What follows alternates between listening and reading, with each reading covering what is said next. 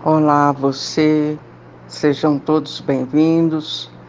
Aqui nos encontramos para mais um Evangelho no Lar online do Grupo Espírita Paulo de Tarso, do Rio de Janeiro.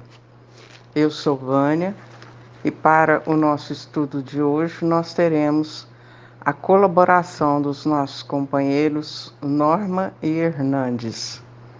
Você é nosso convidado para esse banquete de luz e nós estamos iniciando e dando sequência ao capítulo 6 do Evangelho segundo o Espiritismo, que é o Cristo Consolador.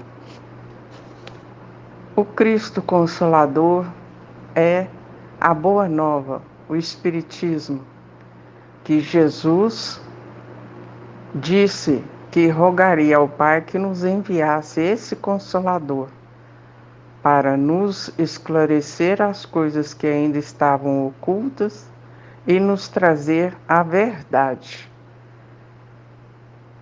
Esperamos que você fique conosco e vamos fazer a nossa prece inicial.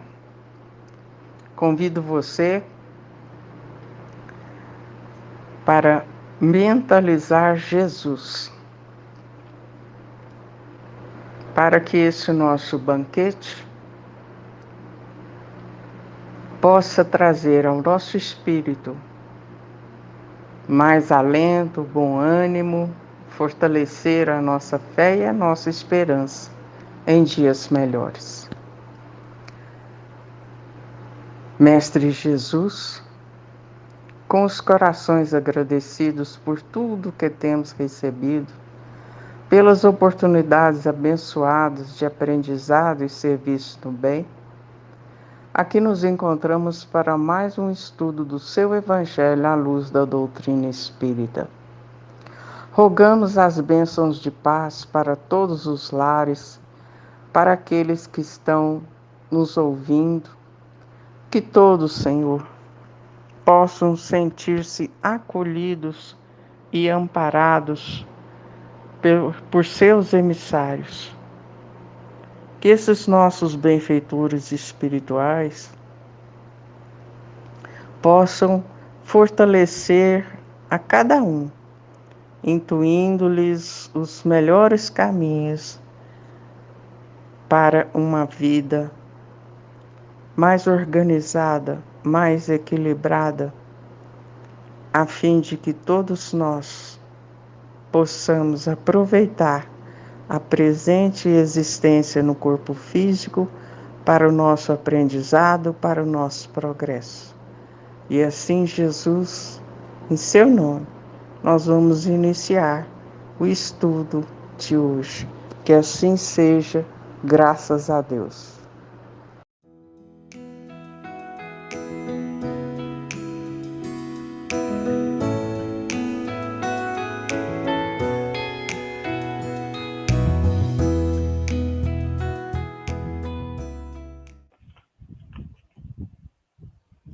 Olá, queridos irmãos, que sejam de paz os nossos pensamentos e os nossos sentimentos.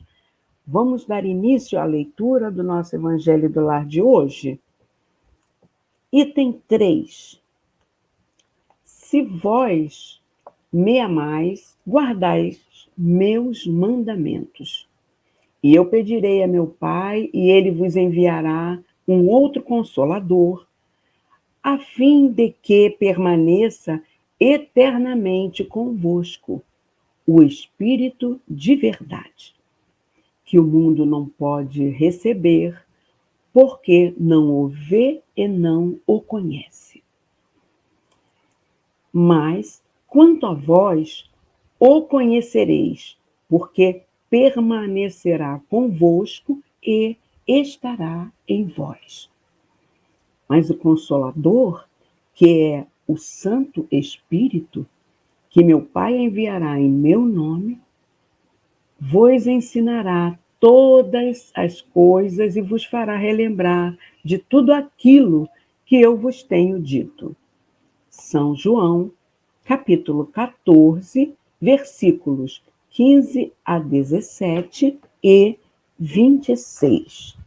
Então, façamos uma reflexão, né, meus irmãos, sobre este item 3.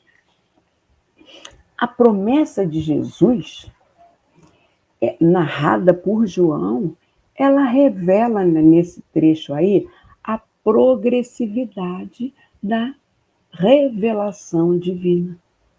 Bom, nos chega no tempo que a humanidade tinha condições de entendê-la, entendeu? A humanidade já houvera recebido a revelação de justiça, não é? Trazida por Moisés.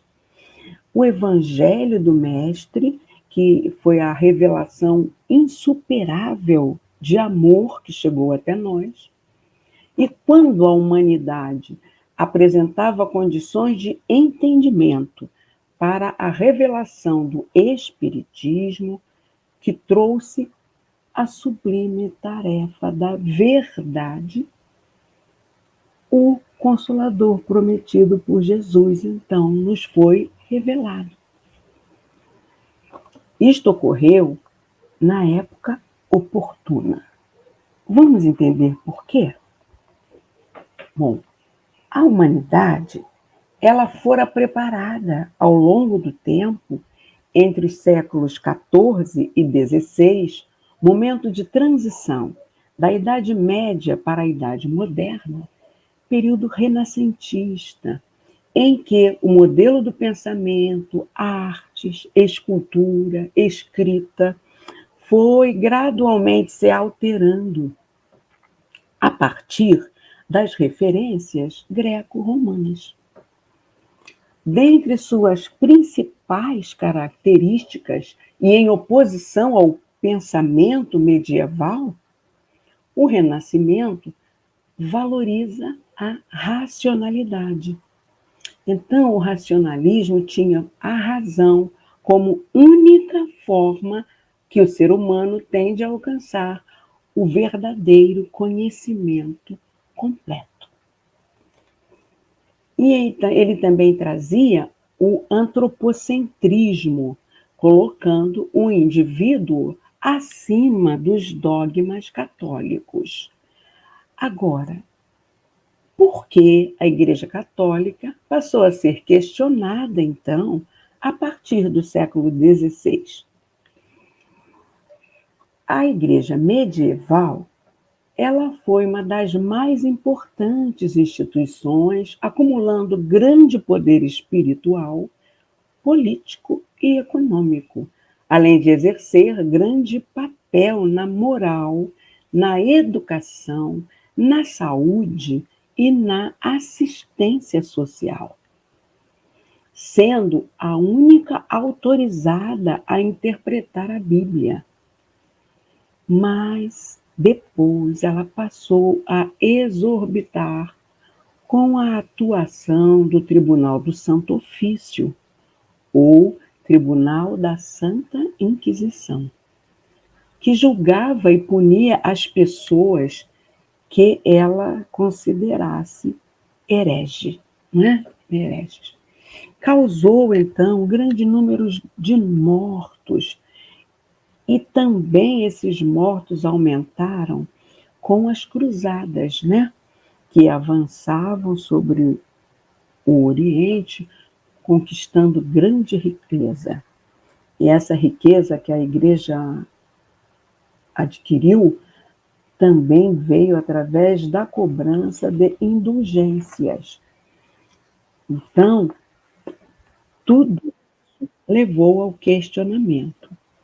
E todo questionamento acerca do comportamento da Igreja oficial na Europa, distanciada, né, do Evangelho do Mestre, aliado ao pensamento novo que a ciência impulsionou à luz da razão, antecederam a chegada do Consolador prometido por Jesus. Doutrina eminentemente consoladora, revelada por uma pleiade de espíritos que, baixando em toda a terra, diz: os tempos são chegados, esclarecendo-nos sobre as coisas que se achavam ocultas sob o véu da letra nos mesmos evangelhos. Esses esclarecimentos, meus irmãos, da doutrina espírita, viriam trazer aos homens as consolações de que iriam precisar, pois não as encontrariam nas religiões materializadas, erigidas à sombra da cruz. A doutrina espírita, então, foi revelada para moralizar os homens através do esclarecimento da verdade que liberta e salva, contribuindo para o progresso da humanidade. Vamos complementar todos esses conceitos aqui trazidos com a fala de André Luiz no livro Vivendo o Evangelho, pela psicografia de Antônio Paduí Filho, na lição 81, intitulada Jesus e Kardec. Vejamos o que nos diz André Luiz. São inúmeras as identificações entre o cristianismo e o espiritismo. Jesus ensina a Boa Nova. Kardec vincula a doutrina espírita ao Evangelho. Jesus anuncia o reino de Deus. Kardec descortina o mundo espiritual. Jesus proclama a imortalidade da alma. Kardec comprova a sobrevivência do espírito. Jesus opera milagres. Kardec explica a mediunidade. Jesus cura pessoas. Kardec estuda a obsessão. Jesus rejeita a falsa virtude. Kardec convida ao aprimoramento íntimo. Jesus combate o formalismo farisaico. Kardec abole o ritual no exercício da crença. Jesus condena o fanatismo. Kardec define a fé raciocinada. Jesus diz que é preciso nascer de novo. Kardec expõe a reencarnação. Jesus afirma que há muitas moradas na casa do Pai. Kardec refere-se à pluralidade dos mundos. Jesus condiciona a salvação à prática do amor ao próximo. Kardec assevera que fora da caridade não há salvação. Revivendo os ensinamentos do Cristo, o Espiritismo é, na verdade, o cristianismo restaurado em sua pureza primitiva, livre das interpretações teológicas. Jesus, pelo amor, traz Deus ao homem. Kardec, pela razão, leva o homem a Deus. É isso, meus irmãos. Agora, para prosseguir, vamos passar a palavra para o senhor Hernandes.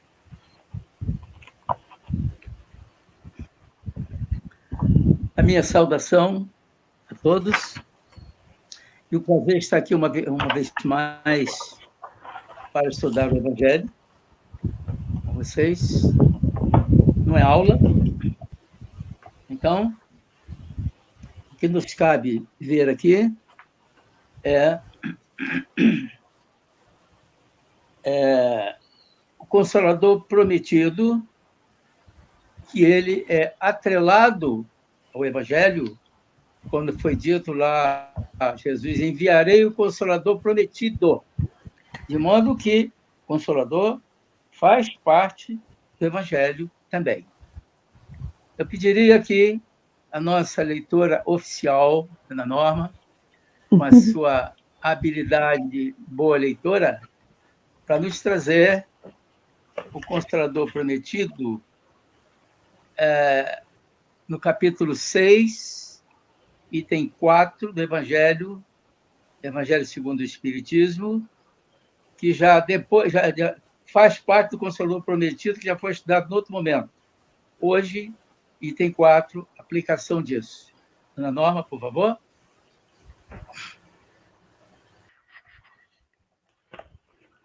Vamos então à leitura, meus irmãos, do item 4.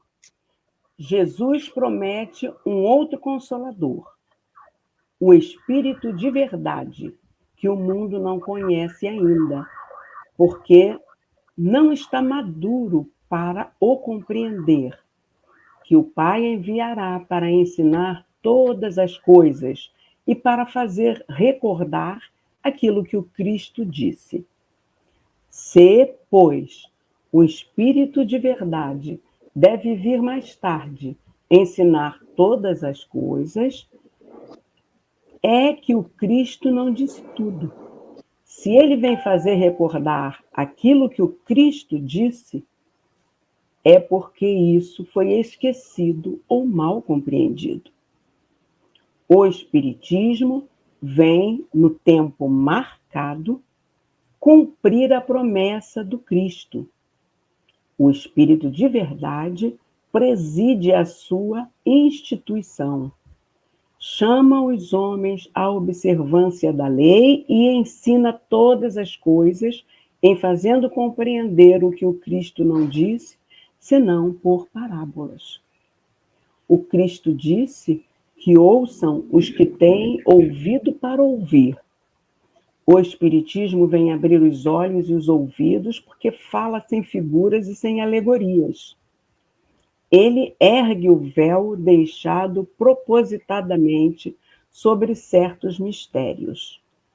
Vem, enfim, trazer uma suprema consolação aos deserdados da terra e a todos aqueles que sofrem, dando uma causa justa a um fim útil a todas as dores. O Cristo disse: bem-aventurados os aflitos, porque serão consolados. Mas de que forma se achar feliz sofrendo, não sabendo por que se sofre? O Espiritismo lhe mostra a causa nas existências anteriores e na destinação da Terra, onde o homem expia seu passado, mostra-lhe o objetivo naquilo em que os sofrimentos são como crises salutares que conduzem à cura e são a depuração que assegura a felicidade nas existências futuras. O homem compreende que mereceu sofrer e acha o sofrimento menos justo. Sabe que esse sofrimento ajuda o seu progresso e o aceita sem lamentar, como um obreiro aceita o trabalho que deve lhe valer seu salário. O Espiritismo lhe dá uma fé inabalável no futuro, e a dúvida pungente não mais se abate sobre sua alma, fazendo-o ver as coisas do alto. A importância das vicissitudes terrestres se perde no vasto e esplêndido horizonte que ele abrange. E a perspectiva da felicidade que o espera lhe dá a paciência, a resignação e a coragem de ir até o fim do caminho. Assim, o Espiritismo realiza o que Jesus disse do Consolador prometido: conhecimento das coisas que faz o homem saber de onde vem, para onde vai e por que está sobre a terra. Chamamento aos verdadeiros princípios da lei de Deus e consolação pela fé e pela esperança. com as considerações agora desse item 4, o nosso querido senhor Hernandes.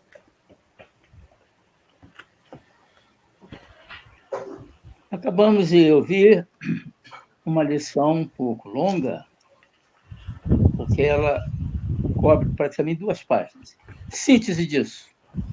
Enviado o Consolador prometido, isto é, dirá, se me amais, guardai os meus mandamentos, e eu rogarei a meu Pai, e ele vos enviará outro Consolador, quer dizer, Espírito da Verdade.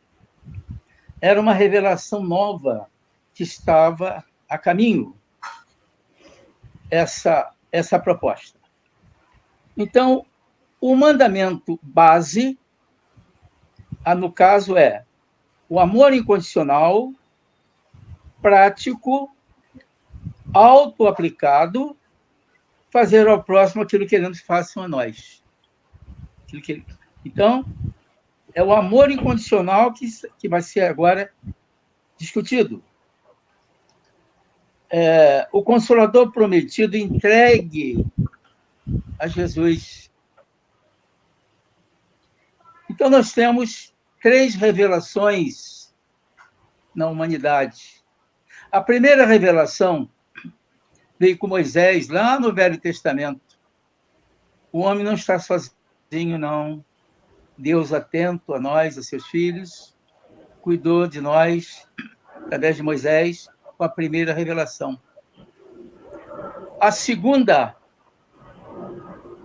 veio com Jesus, no Evangelho, ali passado praticamente 2 séculos. Jesus trouxe o Evangelho e estamos estudando até hoje, ainda não sabemos bem, mas ali estava anunciando uma outra revelação, o Espírito da Verdade, a doutrina dos Espíritos, que está contida lá no Evangelho de João. Enviarei o Consolador prometido para dizer-lhes aquilo que vocês não poderão saber de outra forma. Então, aí estão as revelações, que é a terceira revelação, a primeira, Moisés, segunda com Jesus, e a terceira com Allan Kardec. Deus, o homem e a lei. Quem está em dia com a lei? Quem conhece a lei? Quem a pratica? É uma proposta ousada e complicada.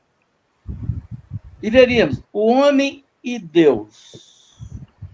O homem é junto à humanidade e o homem perante a si mesmo.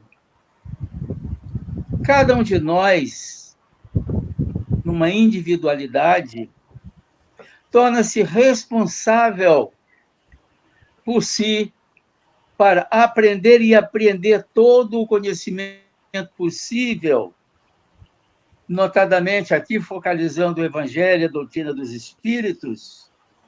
Isso não vem milagroso, isso não vem por acaso, não vem. Nós temos que buscar com denodo, com esforço, com diligência. Se nós não fizermos isso, nós não aprenderemos isso como devemos, não. O homem e Deus, o homem e os irmãos da humanidade, e o homem perante a si mesmo. Então, temos que fazer aqui, de vez em quando, uma revisão interna mais profunda para saber como é que nós estamos perante esses mandamentos aí da lei. O conhecimento da lei. Que lei é essa, hein? Aqui a lei nós falamos nas revelações. Estamos falando agora aqui na terceira revelação. Doutrina dos Espíritos. Conhecimento da lei. Praticar, quer dizer, conhecê-la, autoaplicação, com justiça a si mesmo, ajuda ao próximo. Precisamos de um conhecimento valorizado do porquê da vida. Não adianta eu ter conhecimento, saber de cor a Bíblia, saber o livro de Kardec, não adianta saber tudo de cor, não. Eu tenho que ter um conhecimento valorizado, prático, ajudando a outrem, assimilando isso, buscando confirmação dos meus conhecimentos, senão vai ficar igual um papagaio, repetindo, mas sem real utilidade. Conhecer sem a prática, no caso aqui, é de pouca valia. E se conhecermos, temos as responsabilidades, com o chavão de a quem é dado, mas é cobrado. Nós temos tido oportunidades inúmeras. Com a pandemia, nós estamos hoje aqui, com esse encontro aqui online, mas vale a mesma coisa.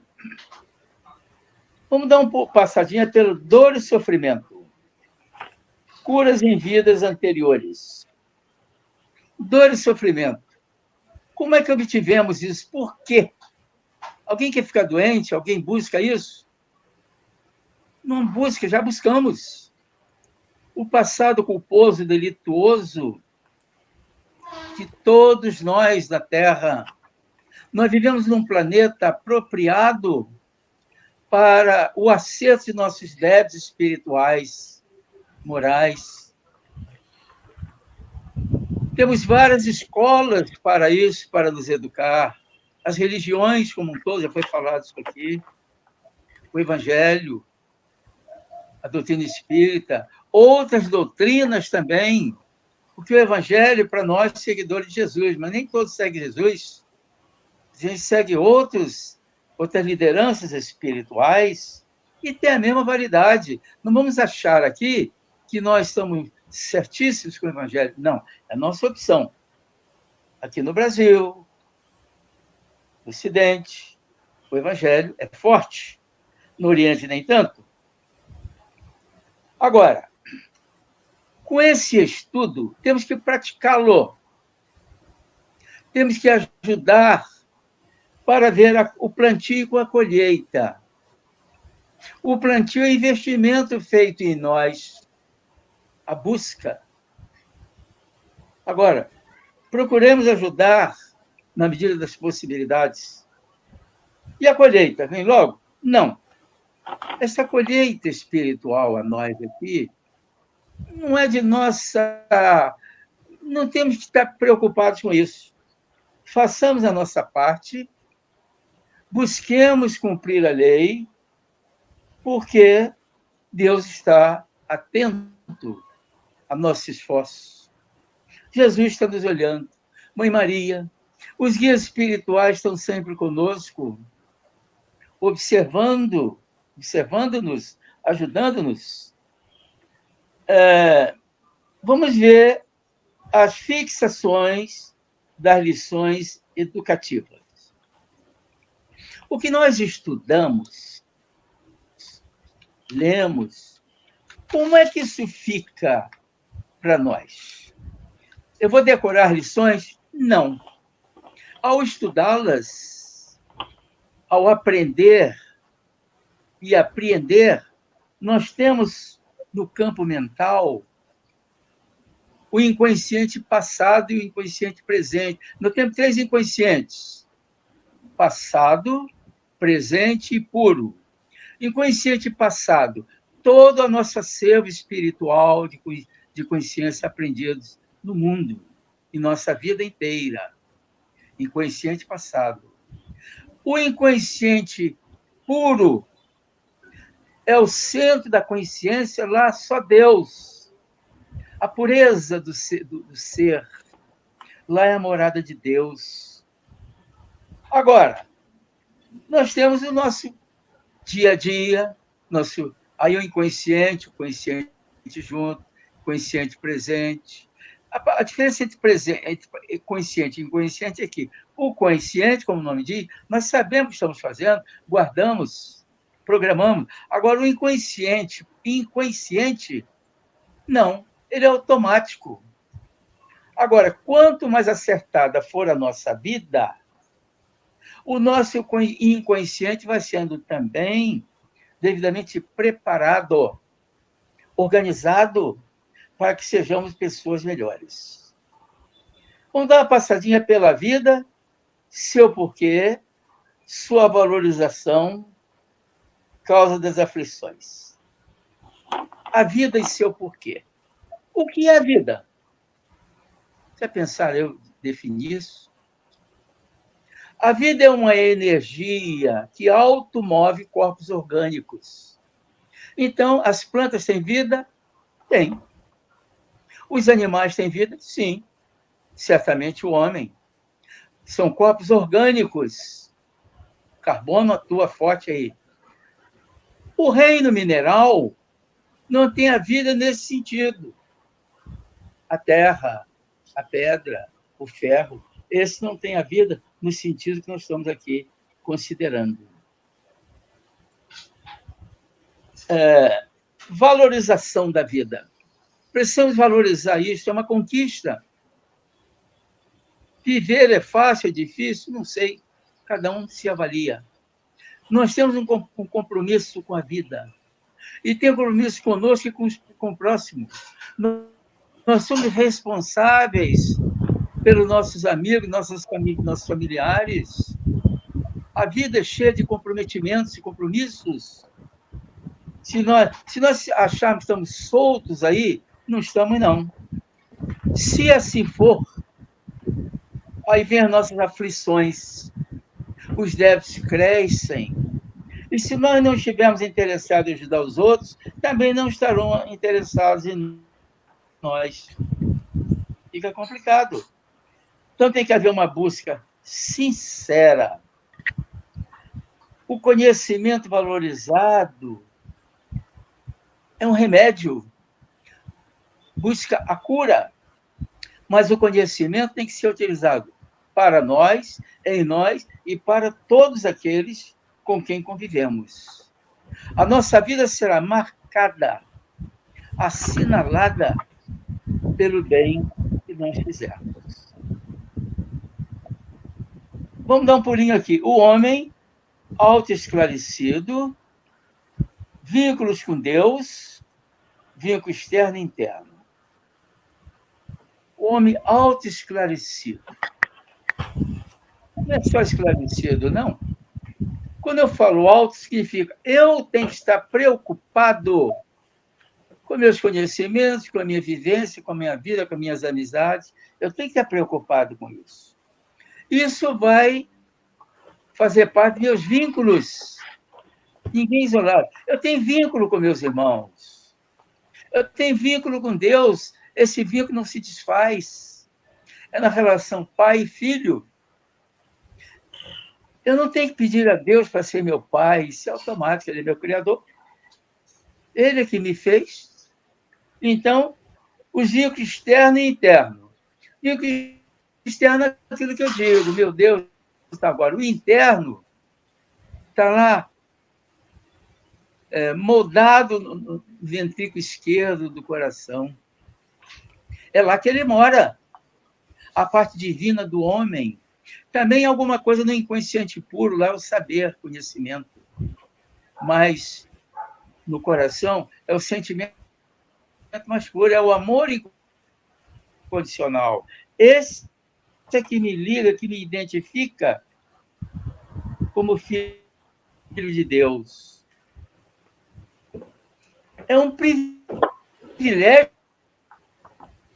ser chamado filho de Deus. Puxa, sob repetidas oportunidades, nós podemos estar buscando Deus a cada momento.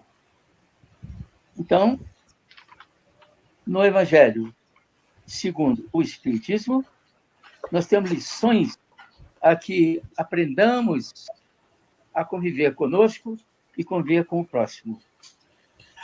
Aplicação prática disto, nós temos que estar vendo a cada momento. Muito obrigado por esta oportunidade de aqui nos apresentarmos. E vamos agora, então, à fluidificação da água. Aqui está meu recipiente, não dá para mostrar. Fluidificação das águas. Nós temos autoridade para fazer isso, hein? Temos.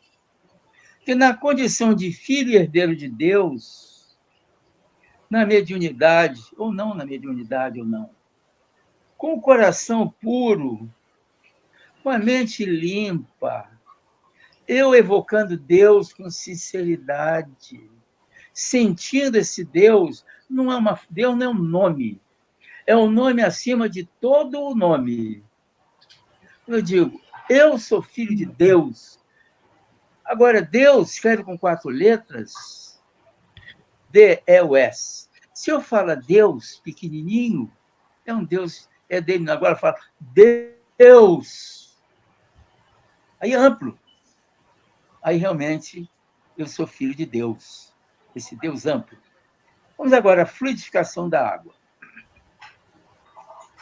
Aqui estou com o recipiente de água. Como canal junto à espiritualidade. Se usar a mediunidade é bom, mas não é indispensável.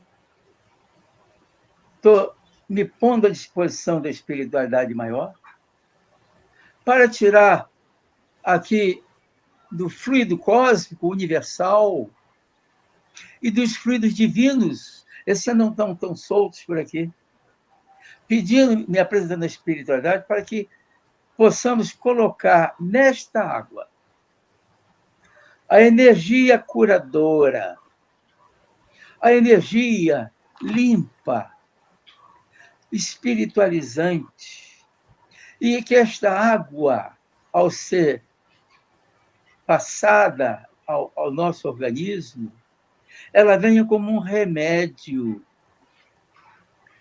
apaziguando-nos, limpando-nos, curando-nos. Certamente que isso não é tão automático assim. Há uma fé que eu preciso colocar aqui. Eu tenho que falar isso crendo nisso. Não são palavras soltas. Aqui eu me entrego à espiritualidade por inteiro, pedindo aos guias espirituais que se dignem ajudar-nos a fluidificar esta água, que nesse instante, ao receber os fluidos cósmicos, universais e divinos, injetados nesta água, posso fazer uma prece aqui, não vou fazer uma prece aqui porque é longa. Então, esta água comum de beber passa a ser remédio útil, essencial à manutenção do meu corpo físico, mental, espiritual. Mestre Jesus, com os corações agradecidos por mais essa oportunidade de realizarmos o estudo do Evangelho à luz da doutrina espírita. Agradecemos aos nossos colaboradores queridos, Norma e Hernandes, que trazem a sua contribuição, a fim de que as lições do Mestre possam tocar a nossa razão e o nosso sentimento. Nesse instante em que finalizamos o nosso encontro, pedimos, Senhor, pela paz no mundo, para os dirigentes políticos, para todos aqueles que se encontram enfermos da alma ou do corpo, que todos, Senhor, possam ser acolhidos e amparados pelos benfeitores da vida maior. Que todos os lares possam ser visitados, recebendo o amparo a limpeza fluídica e que todas as famílias, Senhor, possam receber os fluidos salutares e fortificantes para que possam continuar a sua jornada evolutiva. Amparai, Senhor, aqueles que estão em dificuldades maiores do que as nossas. Consolai os aflitos, aliviai as dores, Senhor. Que a misericórdia do Pai multiplique o socorro em favor daqueles que estão em dificuldades maiores do que as nossas. E assim, Jesus, nós agradecemos e pedimos uma semana de paz, de luz, de paciência, de resignação para todos nós que nos encontramos encarnados na Terra. E damos, Senhor, graças por tudo que temos recebido. Que assim seja, graças a Deus. Até o nosso próximo encontro, amigos. Eu sou a Vânia. Um abraço.